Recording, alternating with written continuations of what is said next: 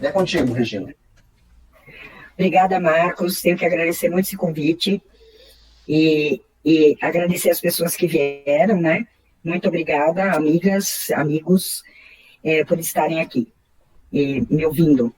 Então, o Marcos tinha me falado que era para. Você tem 30 minutos, máximo 30 minutos para se apresentar. Eu falei, o quê? Não, assim não. Não vai ser assim, não. Começar a fazer perguntas, porque eu não tenho esse negócio de me apresentar. Eu não costumo. Eu sou a Regina, a minha formação é em pedagogia, e eu dediquei toda a minha vida profissional à educação. A educação, no início, eu trabalhei em escola, mas depois que eu descobri a escola pública, eu não parei mais de trabalhar com a escola pública, porque eu acho que era ali a minha missão, não sei que palavra usar, era ali, na escola pública, trabalhei. E foi lá em Boiscanga que eu escrevi o Cala a Boca Já Morreu, quando eu estava na escola de Camburi, eu era professora, né, efetiva, da rede municipal de São Sebastião, e eu morava em Boiscanga e trabalhava na escola de Camburi, da praia. São duas escolas em Camburi, uma no sertão, uma na praia. Eu trabalhava na escola da praia e trabalhei 16 anos lá, nessa escola.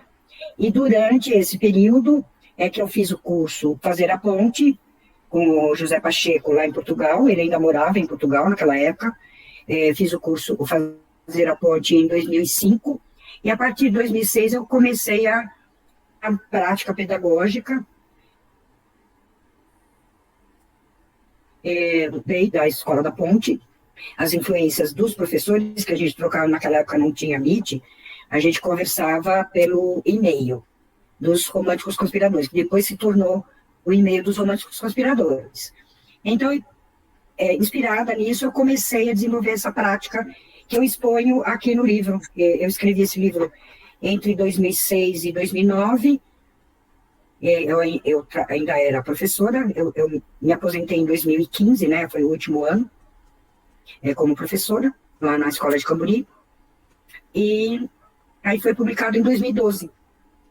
Eu consegui essa editora aí, e publicou esse livro em 2012. E o outro, o Diálogos Educacionais, que eu quero contar para vocês, que é um pouco mais atual, foi escrito depois que eu comecei a participar dos Românticos Conspiradores. Eu sou uma das primeiras pessoas a participar dos Românticos, junto com outras milhares de pessoas.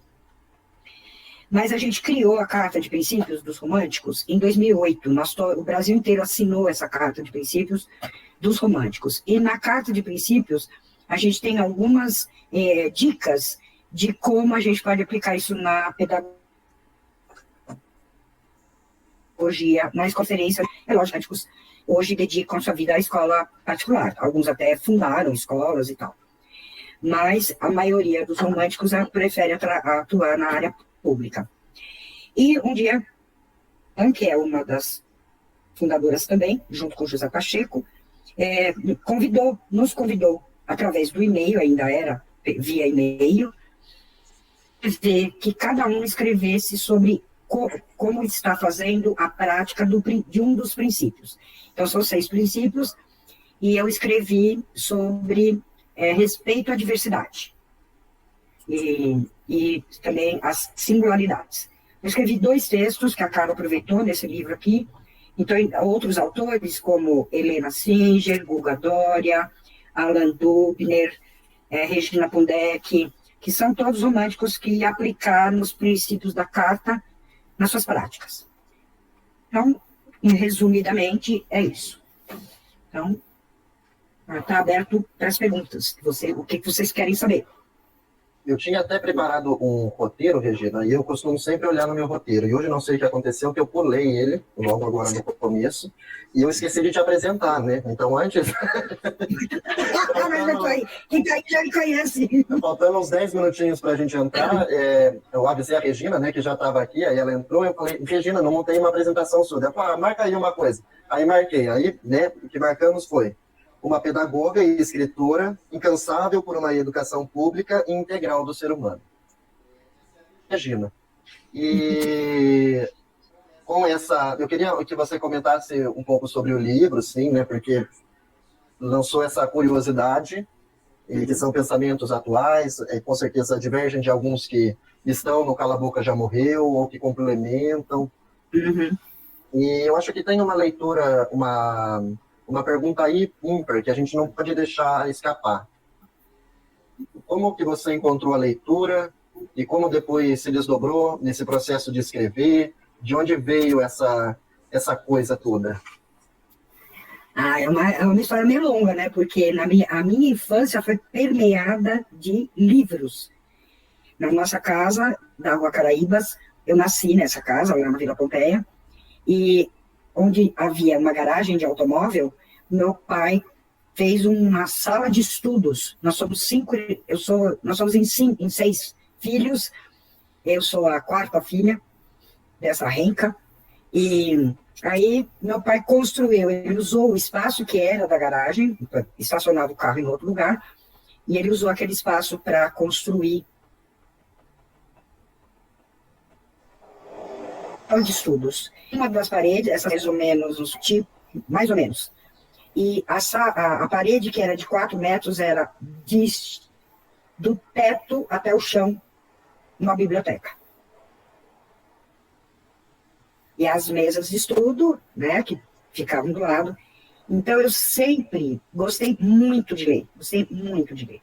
No começo era leitura, eram leituras assim, romances, coisinhas da minha idade, né? De criança, de adolescente. Mas eu sempre gostei muito de ler, muito, muito, muito. Tanto que na casa que eu morava em Boiscanga também tinha uma parede biblioteca para os meus filhos. Eu sempre prezei demais isso. Eu lia livros para eles para a hora de dormir, lia em capítulos.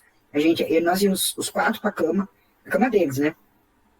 A pequenininha ficava na cama do Gustavo, que é o do meio, e aí já se aconchegavam e eu lia livro em capítulos, de história, em capítulos. Eles amavam.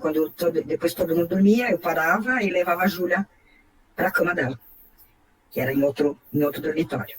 Então, eu sempre prezei muito a leitura, eu sempre ofereci muita leitura para os meus filhos também, e por sorte minha, eu fui obrigada a fazer o 5º ano, que chamava admissão, na minha época, que chamava primário, 4 anos do primário e 4 anos do ginásio, tá? Depois não chamava ensino médio, chamava, ou você ia ser escola normal, ou você ia para o científico.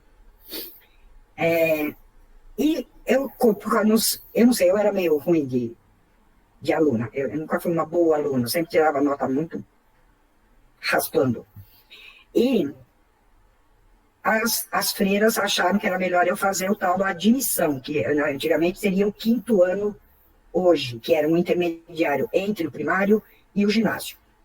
E por minha sorte, eu fiquei brava na época que eu ia ter que fazer esse negócio de admissão. Todas as minhas irmãs tinham ido direto do primário para o ginásio, por que eu ia ter que fazer isso? Era uma espécie de castigo.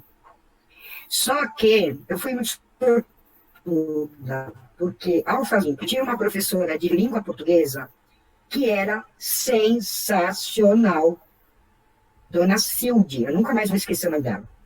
Era a coisa mais, nossa, eu ficava assim, como é que é? Põe vírgula aqui, não põe vírgula lá. Nossa, fiquei super interessada em estudar a língua portuguesa por causa dessa professora. Eu já gostava de ler, e aí então juntou a fome com a vontade de comer. E, na época da minha adolescência, então, eu comprava alguns livros. O que eu estava lendo, você não é aqueles tipo de poema que você faz comprido, assim, que vem na cabeça? Você já deve ter feito isso também, né? Na adolescência de vocês. Eu comprava os cadernos só para poder escrever, e era caderno, mais caderno, mais caderno, mais caderno. Eu devo ter preenchido, assim, uns 5 cadernos, só escrevendo. Caderno sem folhas. Só que depois eu perdi tudo isso numa mudança que a gente fez da casa para um apartamento lá em São Paulo. Eu já era adulta nessa época. Eu acabei perdendo esses cadernos, não sei onde foi parar. Sinceramente, eu não sei. Não sei se foi embora para o sítio. Os meus pais juntos na época. Não sei o que levou, os cadernos sumiram, simplesmente sumiram. Então, eu sempre gostei muito de escrever. E aí veio a informática, né? Aí não escrevia mais, não era mais no caderno a lápis ou a caneta. Aí eu aprendi o editor de texto. Quem me ensinou foi meu filho mais velho, o Diogo. Para mim, o computador era um bicho, assim, que eu morria de medo dele. E aí o Diogo começou, minha mãe, calma, calma, não vai dar tudo certo, você não vai quebrar nada, fica tranquilo.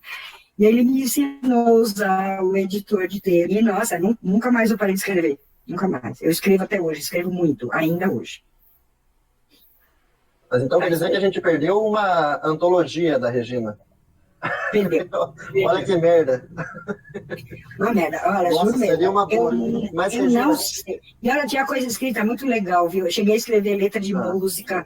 Eu compus uma música para cantar no festival da FMU. Olha. Esse folheto eu tenho aí, até hoje. O folheto eu concorri com 60 pessoas, com letra e música, e eu fui selecionada entre as 12 melhores. Uau! Aposto que nem a Gigi sabia disso. Que chique! Muito chique. Letra de música. Antes que a Sheila fale alguma coisa, se você tem essa letra aí, eu quero ela, vamos pensar nela, vamos gravar isso aí. Eu ainda sei tocar ela no violão. Ô, Sheila, vamos botar a voz dessa letra aí junto com a Regina. Com certeza. As ideias Fazer um trio aqui.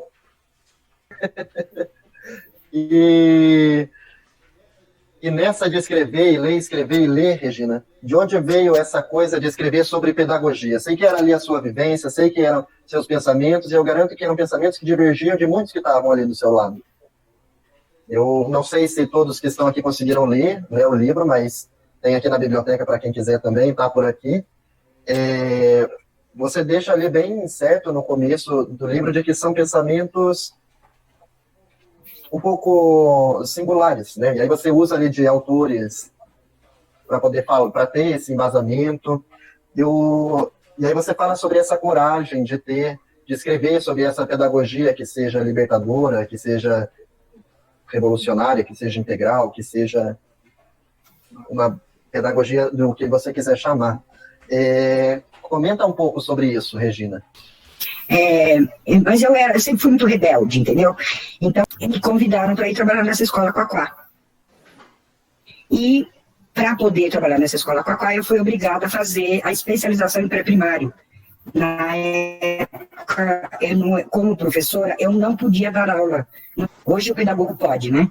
Mas na época eu não podia. Então, fui para Caetano de Campos fazer especialização enquanto trabalhava na Vila Carolina, na escola pública. E aí eu fui trabalhar nessa escola Quaquá. Então, algumas coisas, assim, você sai de uma escola de freira, que eu estudei o tempo todo em escola de freira, e vai trabalhar numa escola Quaquá, ser Deus, porque senão, eu fui chamada uma vez, porque você sabe, né, criança criada dentro de uma escola católica, tem aquelas expressões assim, meu Deus, ou então assim, Deus me livre, a gente fala essas coisas, né, e um dia eu fui chamada na diretoria, porque eu tinha falado isso na sala, para um garoto chamado Carlos Fusaro, nunca mais vou esquecer. Isso, gente, foi em 1968. Eu não esqueço não, porque marcou para mim. O pai do Carlos Fusaro foi na escola reclamar que eu tinha falado Deus me livre na sala. E o Carlos, curioso, perguntou para mim, você acredita em Deus? E eu sabia que eu não podia falar. Aí, qual foi a minha resposta? Eu falei assim para ele, olha, tem gente que acredita e tem gente que não acredita, você precisa entender isso. Tem pessoas que acreditam e outros que não. E aí ele perguntou assim para mim, você acredita? Eu falei, eu acredito. Quando ele chegou em casa, ele falou assim pro pai dele, Deus, porque tem Deus. Eu fui chamada na diretoria da escola para prestar satisfações. Por que eu tinha falado para ele que eu acreditava em Deus e que não era para falar de Deus de jeito nenhum, em hipótese alguma. E outra coisa que não podia mesmo nessa escola era proibido qualquer espécie de castigo. Nenhuma espécie de castigo, nenhuma, nem chamar atenção, nem isso podia. Então, você imagina, uma pessoa que sai de um colégio de freira, Você forma professor no colégio de freira, vai trabalhar numa escola dessa, as adaptações que eu fui obrigada a fazer, e as reflexões que eu tive que fazer da minha própria vida. E logo em seguida, eu fui trabalhar também na primeira escola fazenda, na rodovia Raposo Tavares. Hoje existe, vizinho dessa escola, onde eu trabalhei, que chamava-se Escola do Espigão, existe hoje o que chamam de projeto âncora. Então, eu fui trabalhar nessa escola assim, já com aquela ideia de Summerhill, sabe? O'Neill, que era tudo moda na minha época, né, gente? Porque eu sou do tempo dos hippies, né, vocês sabem? Moda na minha época, Summerhill, todo mundo idolatrava essas escolas de liberdade sem medo, Carl Rogers. Então, isso foi me formando, foi formando a minha prática, não só a teoria, porque eu gostava já de estudar, mas eu gostava também de colocar em prática. Então, tanto na Escola Quaquá, quanto na Escola do Espigão, eu consegui, porque a escola do Espigão não tinha sala de aula, eram galpões, era um morro, eles cortavam o morro em alguns trechos e faziam um galpão, e a gente trabalhava ali com as crianças, tudo misturado, não tinha idade, era tudo misturado, era criança de 7 com de 15, era tudo junto. E tinha as assembleias, as famosas assembleias de Summerhill. E ali eu aprendi, inclusive, a fazer as assembleias. Então, não era só a teoria, para mim interessava a questão prática. E é que veio isso que você está me perguntando, Marcos, assim, o desejo de colocar a minha prática na escrita e contar para as pessoas como é que eu estava conseguindo fazer na escola. E o que eu apresento aqui no Cala a Boca Já Morreu é o Projeto para Todos. E ele já evoluiu hoje, em 2015, 13, 14, 15, o Projeto para Todos evoluiu para o projeto Eu Quero Aprender. É o que eu fiz na escola. Eu estou, inclusive, escrevendo sobre o projeto Eu Quero Aprender. Eu tenho ele já bem condensado, porque ele durou 3 anos, então eu tenho o registro dos 3 anos semanal desse projeto. E até a Sheila, eu já mandei ele para a Sheila, para ela conhecer também. Eu pretendo escrever sobre ele, porque eu gosto assim de falar, em vez da gente ficar só lendo, estudando no livro, o que é que eu faço com essa teoria, sabe? É isso que me importa mais. O que eu faço, como que eu aplico essa teoria na minha vida, na minha prática pedagógica. Então veio daí esse desejo de escrever.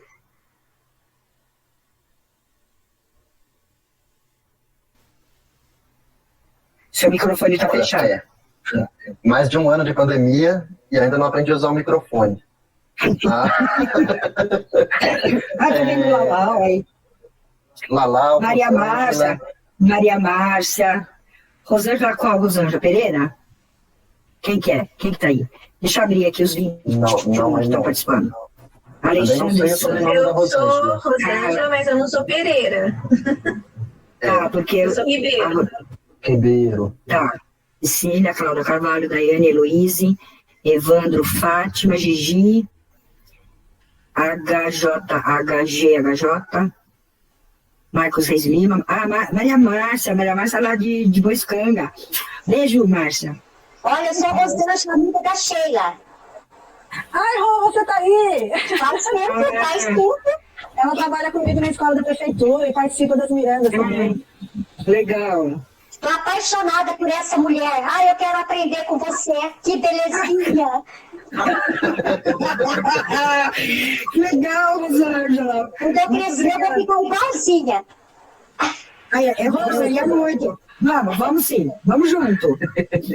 Ô, Regina, você comentou sobre 2 projetos, e são 2 projetos que trabalham exatamente com uma educação de qualidade. E chega um momento... Deixa eu te interromper, minha filha entrou, a Júlia. Minha filha Júlia entrou.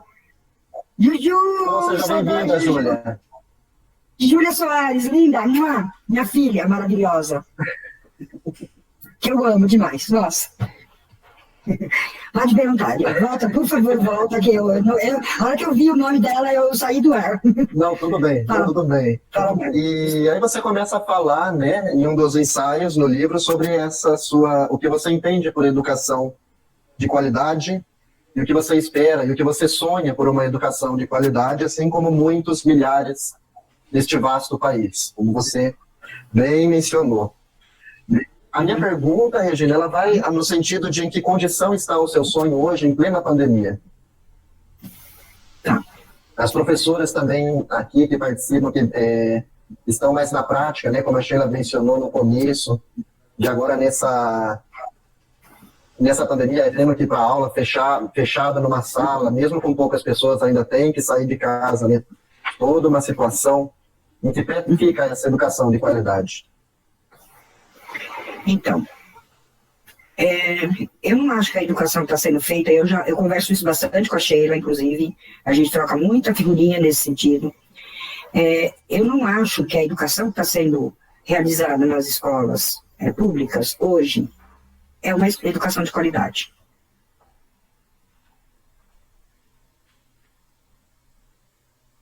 Acho isso. Porque não se dá valor para nenhuma outra inteligência dessas pobres lá, dá valor para outras inteligências que não seja linguística e lógico-matemática. É só isso que se enxerga, é só isso que se testa, esses IDEBs da vida aí, e não se considera a inteligência musical, a inteligência interpessoal, a inteligência naturalista, a inteligência existencial, espacial, que é importantíssima. E entre outras, né? Entre outras, que são... Eu nem lembro mais quantas são. O Howard Gardner fala isso com todas as letras. E, a gente estudou o Howard Gardner em 1970, quando eu estava na faculdade, gente. Só que, por que não faz?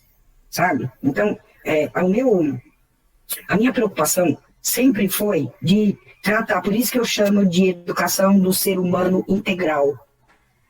Entendo que a criança tem que ser tratada desde bebê como um ser humano integral, um ser humano que tem corpo, que tem emoções, que tem um cérebro pensante, intelectualmente pensante, e tem qualidade.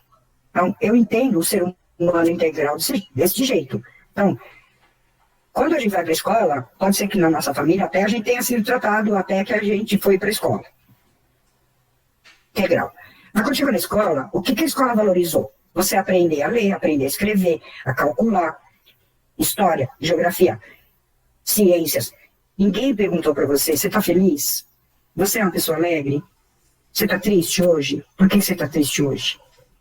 Ninguém cuidou das minhas emoções. Não cuidou. E tem muito professor hoje que não cuida da criança.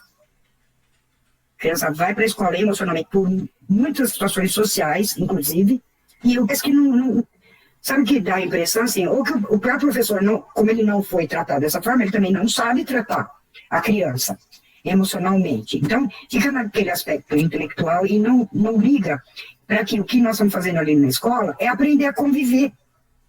Então, eu acho que eu só queria completar a resposta que o Marcos me perguntou, como é que está na pandemia, né? Esse sonho, como é que pode ser realizado na pandemia. Então, agora eu vou contar uma coisa para vocês que eu estou fazendo, que ninguém sabe ainda. Eu estou dando aula, que eu nem chamo mais de aula, porque o projeto Eu Quero Aprender não dá aula. Eu estou dando aula, para vocês entenderem, virtual, para um menino de 8 anos que mora em Maresias. Estou fazendo com ele o projeto Eu Quero Aprender, com o Kawai. E outras mães de Maresias, que são amigas da Thaís, que a Thaís é uma grande amiga, uma desformada lá de Maresias, me pediu ajuda. Eu não sei mais o que eu faço, a UOL não quer fazer as atividades que a escola está mandando, porque lá é tudo virtual, né? Não voltou presencial. Ai, não sei mais o que eu faço, fico chorando no telefone. Falei, calma, vamos pensar um jeito de colocar o Kawai em contato com a aprendizagem de fato, não esse negócio que estão mandando aí da escola, que não tem nada a ver. Eles mandam lá, a criança tem que fazer e depois, no fim, não sei quando lá, que tem que devolver a atividade pronta. A outra que entrou em contato comigo hoje, ficou sabendo, né, que eu estava fazendo esse trabalho com o Kawai, ela me ligou hoje, a Jace. Ai, Regina, eu não sei, já estou gastando uma grana preta com esse negócio de fazer xerox do material que a escola está mandando, e a escola da prefeitura. Aresias não tem escola particular. Fazer o seguinte, ó, vai ser uma experiência para mim, porque eu nunca fiz o projeto Eu Quero Aprender virtualmente, eu nunca fiz. Mas eu também nunca tinha feito a desformação virtual. A desformação antes era presencial. Todas as turmas que eu fiz lá em Boiscanga era tudo presencial. E aí, tanto o povo ficou me enchendo o saco, a Gigi me encheu o saco. Tem que pensar numa virtual, tem que pensar numa virtual, sei que lá. Tá numa virtual e saiu a virtual. E tá dando certo. As pessoas que gostam, estão participando, tá muito legal.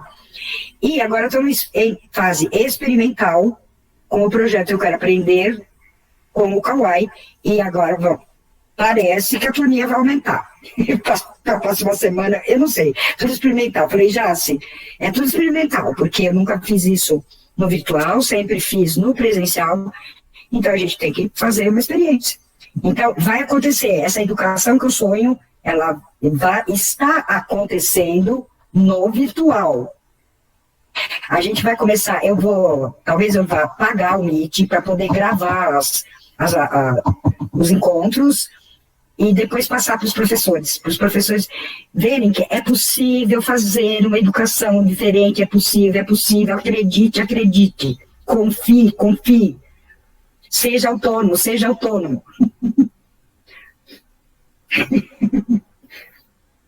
Muito bom, Regina. É muito bom ler o que você escreve e é muito bom escutar tudo que você, assim, parece que argumenta mais também, reforça aquela ideia, é muito bom. Sheila, quer lançar a sua pergunta? E depois a Elu? Será que depois eu posso fazer uma pergunta também? Pode ser. Tá bom. Vou anotar aqui o seu nominho. A gente conversa um monte de coisa, né? A gente conversa várias coisas. Mas eu queria a sua opinião a respeito do seguinte. A gente sabe, né, que a educação que tem na escola atual, ela não é uma educação que educa para a vida. Embora todas as leis da educação, tudo aquilo que se discorre sobre a educação, é sempre dizendo, antes era formação para o mercado de trabalho, que é um horror, né? Agora, com a nova lei de diretriz, com a nova base nacional curricular comum, é formação para a vida, né? Graças a Deus, acho que já deu uma melhoradinha. Mas muitas coisas para serem trabalhadas. Você não acha que essas coisas vão mudando, né? Vão mudando aquilo que se exige que se ensine, aquilo que exige que os alunos aprendam. Você não acha que na formação de professores também deveria haver mudanças para que os professores pudessem ser capazes, né, de trabalhar tudo isso que agora é exigido, né? O emocional, o psicológico, né? Que tudo isso agora está contemplado na Base Nacional Curricular Comum. Você não acha que os cursos de graduação também deveriam ser reestruturados? Concordo totalmente, Sheila. Concordo com você completamente. Porque a formação do professor também é feita do mesmo jeito que o professor depois vai repetir quando ele for trabalhar. Né? Você vai para a faculdade, o que acontece na faculdade? Você não geralmente trabalha em grupo, é aquela coisa, né? Como é que era? Pelo menos na minha época era, não sei se ainda é. Vocês estão cursando faculdade, podem falar melhor que eu. Eu trabalho em grupo. Então, o Marcos vai fazer a introdução. A Fátima vai fazer aquela parte que vai falar dos camelos. A Sheila vai fazer aquela outra parte que fala dos leões. O Lalau vai fazer aquela parte que fala dos macacos. E depois a gente junta tudo, cada um faz sua parte, vai junto tudo. Isso não é trabalho em grupo, gente. Pelo amor de Deus, isso não é trabalho em grupo. E as faculdades continuam trabalhando desse jeito, dando aula, fazendo palestra. Só faltava ter a cátedra lá dentro da sala. Com quantos alunos dentro na sala? 100? 50? 200? Eu conheço o professor que dá aula para 200. Como é que faz isso? Como é que você conversa como é que você dialoga? Aprender é no diálogo, não é assim. Então, na formação, o professor já passa o pedagogo, né, no caso, porque hoje eu sou pedagogo e não posso mais dar aula para o ensino médio, por exemplo. Mudou a lei. Meu diploma é supervisão e magistério de 1º e 2º grau. Eu sou habilitada para dar aula até no ensino médio. E hoje eu não posso mais. A lei mudou. Pedagogo só dá aula no infantil e do 1º ao 5º. Só. Né? Então, quem é o especialista hoje na escola? O professor especialista é aquele que fez matemática e que vai dar aula, fez um cursinho lá, Malemar, de pedagogia, uma especialização pedagógica, e ele entra na sala de aula e dá aula. É o que ele faz, é o que ele aprendeu a fazer na faculdade.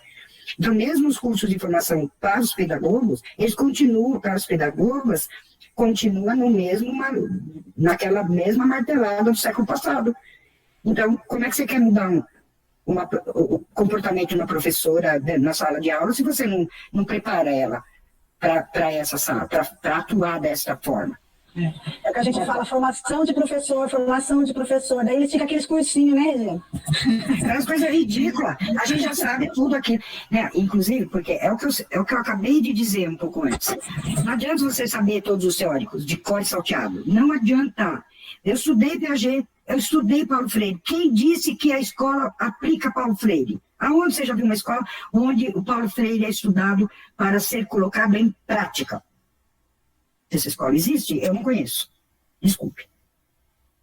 Piaget também. Eu estudei Piaget nos anos 70. Eu estudei O'Neill. Eu estudei Carl Rogers. Eu estudei tudo isso na faculdade. Só não conhecia, que eu vim conhecer recentemente, o Humberto Maturana e o Francisco Varela. Aí, é uma virada de ponta cabeça mesmo. Aí é aquela virada que você não sabe nem o que está acontecendo em volta desse... Sabe quando você tem uma vertigem? Tipo assim. Opa, respondida a pergunta, Sheila? Respondido sim, muito obrigada, viu? Agora vamos pegar essa bola e jogar para a Elu. Bom, mega feliz de estar aqui ouvindo todo mundo, apesar da invasão, mas ela também dá uma dinâmica na coisa, né? E, Regina, eu também fui uma louca por Summerhill e uma louca pela Escola da Ponte. E engraçado que quando a gente se conheceu, eu até comentei com os amigos, assim, eu falei, ela tem uma fala da Escola da Ponte que eu fiquei com uma pulga atrás da orelha. Então, eu queria que você contasse como foi o seu contato com a Escola da Ponte, porque eu conheci a Escola da Ponte através do Rubem Alves, quando ele se declara um mau aluno, e eu me identifiquei absolutamente, né? Ele e o Dimenstein. Eu cresci com a Escola da Ponte, eu cheguei a ir a Portugal algumas vezes, mas não consegui ir na Escola da Ponte, porque precisava marcar, enfim, tinha toda uma coisa de obedecer às regras deles, né? E não consegui conhecer. Mas eu queria que você contasse como foi, como você se deparou com a Escola da Ponte? Exatamente no mesmo jeito que você, lendo o livro do Rubem Alves. A escola que eu sonhei e que eu não sabia que existia. Alguma coisa, algum título parecido com isso. É um título comprido. E aí eu também enlouqueci. Eu falei, gente, é uma escola onde eu trabalharia. E aí eu procurei o curso Fazer a Ponte pela Aquifolium, que é um curso EAD. Me inscrevi, paguei uma grana preta que eu nem tinha, mas eu paguei porque eu queria muito saber aquilo tudo. E na época que eu fiz o curso, a gente se comunicava por e-mail com o José Pacheco e os professores que trabalhavam lá na Escola da Ponte. Então havia essa troca muito forte, não só o conteúdo, mas também da prática que eles estavam fazendo lá. Eles mandavam fotos, pequenos vídeos, e foi assim que eu conheci a Escola da Ponte, quando ainda era na Vila das Aves, né? E o Pacheco, e a gente se tornou amigo do Pacheco desse jeito, foi assim que a gente fundou os Românticos, com essa amizade que gerou ali naquele grupo da Aquifolium, do e-mail da Aquifolium. E então eu comecei a seguir o Pacheco nas palestras que ele fazia. A primeira que eu fui em São Vicente, por exemplo, numa escola verde que tinha lá em São Vicente, nem sei se ainda existe. Aí fui assistir a palestra dele e depois eu participei de todos os encontros nacionais dos Românticos Conspiradores e um dos encontros eu promovi em Boiscanga. Foi o 4º encontro dos Românticos Conspiradores que eu organizei junto com o Pacheco e foi lindíssimo esse encontro. E eu participo sempre de todos, já está no 9º encontro. O 9º encontro foi o ano passado, foi virtual. E eu participei também, ajudei a organizar e tudo. E sim, como entrevistada, nada mais, mas na organização. E aí, quando eu me aposentei em 2015, eu peguei todo o dinheiro da minha aposentadoria, todo, mas pelo mundo. Tudo que eu recebi, eu gastei nessa viagem. E uma das paradas foi em Portugal, no Porto, e eu já tinha marcado, antes de sair do Brasil, eu já tinha marcado essa ida na Escola da Ponte, e fui embora. A Júlia eu estava junto com a Júlia e o marido dela, o Lucas, nem sei se a Júlia ainda está aí. E aí peguei o trem e fui até a Vila das Aves, porque na Vila das Aves, a Escola da Ponte não funciona mais. Não é mais aquela Escola da Ponte onde eu estudei, né? Então aí era Santo Tirso, mas eu desci do trem na Vila das Aves e peguei um táxi que o motorista do táxi conhece o José Pacheco, o filho do José Pacheco, conhece todo mundo, trabalhava lá já na época que a escola era em Vila das Aves, inclusive me levou passar em frente ao prédio para eu lembrar, né, de quando eu tinha feito o curso. E me levou até a Escola da Ponte, que é hoje, que é em Santo Tirso, é outro bairro, mas é bem pertinho do Vila das Aves. Aí me levou lá e eu te dizer, para mim foi uma decepção enorme. Foi uma decepção enorme. Porque não é mais aquela Escola da Ponte, não é mais. Acabou, aquela Escola da Ponte. Eu já ouvi dizer, né? Não existe mais aquela Escola da Ponte. Não acredito, estou decepcionada também. Eu estava querendo ir conhecer, quando fosse foi uma decepção muito grande, Sheila. Quando eu cheguei lá, assim, são 5 prédios, continua sendo uma escola pública, mas são 5 prédios, e um dos prédios é a Escola da Ponte, que é do ensino fundamental. E aí é o mesmo sistema, as crianças que vêm receber a gente, então eram vários visitantes, né? Tinha um grupo de visitantes do mundo inteiro, e eu, brasileira, né? Tinha mais 2 brasileiros nesse grupo, que eu percebi pela fala aí, me juntei com eles. E a gente vai sendo orientado pelos estudantes, do mesmo jeito que o Rubem Alves foi recebido pelas crianças lá, quando o Pacheco ainda era coordenador lá. Mas assim, quando você vai olhando, as crianças não parece que é uma criançada feliz, que são salas de aula, igual a escola tradicional. Tem os espaços abertos, mas talvez eu não tenha dado sorte de pegar um momento que as crianças estivessem trabalhando lá de fora. Mas, por exemplo, no Âncora, que eu já visitei também, as crianças não têm sala de aula. São galpões, é bem diferente, sabe? Eu fiquei bem decepcionada. Que eu fui ver em 2016. Não sei se houve alguma mudança 4 anos depois. É assim que eu entrei em contato com a Escola da Ponte. Summerhill eu não fui, eu não conheço Summerhill, mas é um desejo também. Mas eu fui a Green School em Bali. Gente... É aquela toda de bambu? De bambu. Não, você não imagina que sonho. É um sonho, aquela escola é um sonho. Eu vi um documentário sobre essa escola. Na verdade, não é sobre essa escola, é sobre uma menina de lá que lançou uma campanha mundial das sacolinhas, não é? Isso. É maravilhoso. É belíssimo, belíssimo. É só a natureza e os galpões é só a natureza. O tempo tudo aberto, é maravilhoso. É maravilhoso. Não tem parede mesmo, não tem parede. E como que você vê a educação nesse momento no nosso país? Você acredita que a gente pode ir ainda avançar? O que você vê? Bom, em relação a a educação, que eu já falei que essa educação que está sendo feita, né? Marcos, quer falar? Regina, eu sei que é um assunto para dar pano para manga, mas você responderia em 5 minutos? A Cecília ainda quer fazer uma pergunta. Eu respondo até em menos, sabe por quê? A Rosângela está me fazendo uma pergunta que eu não sei responder. A única coisa que eu sei eu não sei responder isso, porque eu não vivi isso. E eu acho que quem está vivendo é que tem que construir. É isso que a minha resposta para você, Rosângela, é assim, eu troco muita figurinha com a Sheila, você deve saber disso, né? Às vezes a gente liga, você liga e fica falando e fica conversando sobre isso. Eu não sei a resposta, sempre que eu passo isso para qualquer educador, eu sempre digo assim, faça, pensa e bota para quebrar. O que eu posso dizer para você é o que eu fiz, eu posso contar como eu fiz, mas eu fiz no presencial. Agora eu estou iniciando essa experiência no virtual. Certo, eu quero aprender, mas eu não sei como fazer, eu não sei mesmo, no virtual. E também não sei resolver, porque eu não sei, eu não posso dar, como é que fala, computador para todas as crianças pobres do país. Quem tem que fazer isso é o governo, não sou eu, né? Então, eu devolvo a bola para você, Rosângela, pensa aí, veja como que você quer criar essa educação e faça, só isso. Faça. Eu acredito que nesse momento, né, eu falo que nós professores tivemos, né, eu falo por mim, que também não tinha tanto acesso assim à tecnologia, porque nós não estávamos habituados. Eu acho que a gente provou que nós somos bem capazes, viu? A gente tem feito, a Sheila pode falar aí coisas maravilhosas na escola. Exatamente. Eu sei das coisas maravilhosas que vocês estão fazendo lá. A gente não espera acontecer, a gente faz na hora, né? Exatamente. Acho que a gente... Mesmo sem saber como fazer, vai lá e faz, né?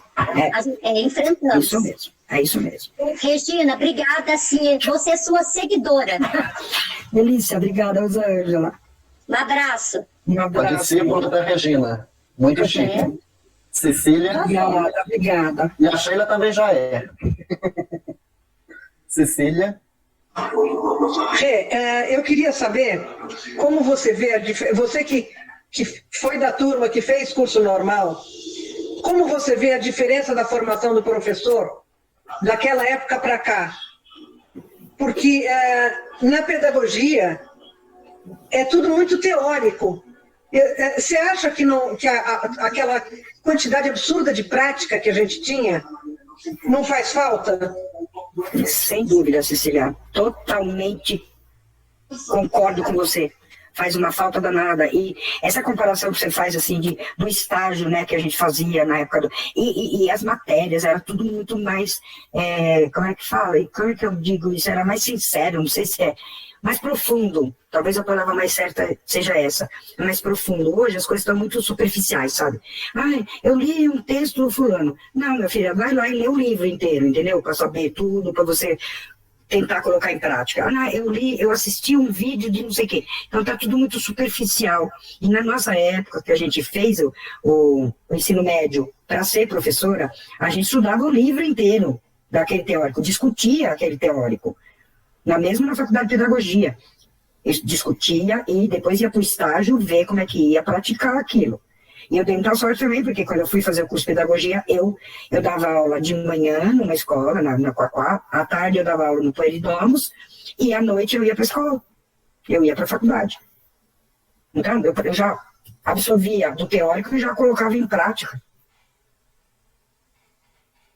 Total, concordo com a Cecília totalmente. Eu pensei, então, com toda essa invasão, isso tudo que aconteceu, da gente seguir até as 20h30. E a gente já tinha combinado, Regina, faria pra gente o que você leu hoje. O que faz com que você hoje pense como essa pedagoga, não sei o que, com toda essa visão que tem. Quais são os livros, seja ele da literatura, da pedagogia, seja ele ficcional, que você lê hoje? Então, você já tinha me falado que você ia fazer isso, então eu trouxe aqui 2 livros que são os de papel que eu li ultimamente. São os 2 últimos livros que eu li em papel, porque eu tenho lido muito, eu fiz uma listinha do que eu leio no computador. Eu baixo em PDF e leio. Então, o penúltimo foi esse aqui, ó, da minha grande amiga Regina Pundek, chama-se Picolé e Sorvete para Todos, Percursos de uma Escola Inovadora e Criativa. O nome da autora é Regina Pundek. Tá? E a equipe da escola Maré da Kids, em Cotia. Ela é a dona dessa escola, e ela escreveu a prática dessa escola neste livro, que é uma delícia de ler, porque ela é uma romântica conspiradora como eu, E olha, só pelo título, Picolé e Sorvete para Todos. Só o título já é gostoso. E aí, por um outro viés, né, que eu comecei a me interessar quando eu fiz o curso do Ladislau Dobor, deixa eu lembrar, acho que eu ainda morava em Boiçucanga, deve ter sido 2019, acho. Eu fiz o curso dele, por quê? Por que eu fui atraída pelo Ladislau Dobor? Porque na época que a Helena Singer formou no Ministério da Educação um grupo, quem era o ministro era o Giannini, Renato Giannini, e formou um grupo para identificar escolas inovadoras, que hoje já não usa mais essa palavra inovadoras, a gente usa hoje dizer alternativas. Então, a Helena Singer, na época, formou esse grupo e sempre eu via nas fotos e nas mensagens, esse Ladislau Dobor, um economista, falei, o que esse cara está fazendo, né, escolhendo escola? No fim, eu descobri que ele simplesmente é genro do Paulo Freire. E aí, quando eu entrei no Instituto Paulo Freire, eu encontrei esse curso, e aí fui fazer o curso e recebi o livro, paguei, né, o curso e recebi o livro em casa. Eles me enviaram pelo correio. E chama-se A Era do Capital Improdutivo. Tá? Merece ser lido esse livro, porque é muito didático e ele merece. Do Ladislau Dobor, no computador, deixa eu pegar meu óculos aqui, porque senão tá meio escurinho aqui, não consigo enxergar. Do próprio Ladislau Dobor, eu tenho lido O Pão Nosso de Cada Dia, dele, e O Capitalismo se Desloca. Foram os dois últimos que eu baixei, que eu estou lendo. Um pouquinho antes de dar continuidade à leitura do Ladislau Dobor, eu me dediquei um pouquinho a conhecer o Ailton Krenak, porque eu usei muito o texto do Ailton Krenak na escola. Eu usava muito os livrinhos infantis dele, os poemas e tal. E aí agora ele lançou 2 livros que eu já li no computador. A Vida Não É Útil e Ideias para Adiar o Fim do Mundo. Esses 2 livros eu li agora, não sei, um mês atrás, mais ou menos. Ela não lê quase nada, né, Marquinhos? Ela não lê nada. Eu leio bastante. Os 2 do Krenak são bem curtinhos, assim, a gente lê no tapa. Mas apesar de ser curtinho, ele traz uma reflexão muito boa, Regina. Maravilhoso, gente. Olha, é um assunto para... O Krenak a gente lê num tapa, mas passa 2 meses pensando, né? Depois tem que ficar assistindo as palestras dele para entender pelo menos um pouquinho do que ele está falando ali. Porque é tipo o que aconteceu comigo quando eu li o Maturana. Eu virei de ponta cabeça. E agora eu estou lendo o Krenak e as coisas viram, né, na minha cabeça. Assim. Isso é isso que eu estou lendo hoje, Marcos. Regina, muito obrigado. Dá para ver que até hoje continua estudando. Não para, não para. E não vou parar nem de estudar e nem de trabalhar pela pedagogia. Muito obrigado por aceitar o convite. Obrigado, Daiane, Guilherme, que salvaram aí um encontro de 90 pessoas trabalhando a fundo com o pessoal do Fundão, como disse a Sheila, como disse a Gigi. Obrigado a todo mundo que participou. A ideia era fazer uma gravação desse encontro para a gente disponibilizar na página do Facebook, mas eu não sei se vai rolar por conta da situação, né? Eu tenho que ver ainda aí com o Guilherme, nosso técnico de informática, o que ele conseguiu salvar, o que vai dar para a gente fazer. Não tem problema. Mas é um baita aprendizado. Bom, para finalizar, quem puder abrir a câmera para a gente fazer um registro aqui, a nossa nova foto. Arrumem o cabelo, passem um perfume. Eu já passei o perfume antes. Eu também. Eu me perfumei, passei batom. Até banho. Ó, o Lalau chegou para selfie. Vamos lá, Lalau. Entra aí. 1, 2, 3 e... Deixa eu ver se ficou boa. Se saiu. Ficou certinho. Muito obrigado. Gente, mas eu quero falar com vocês. Eu que tenho que agradecer. Eu tenho que agradecer.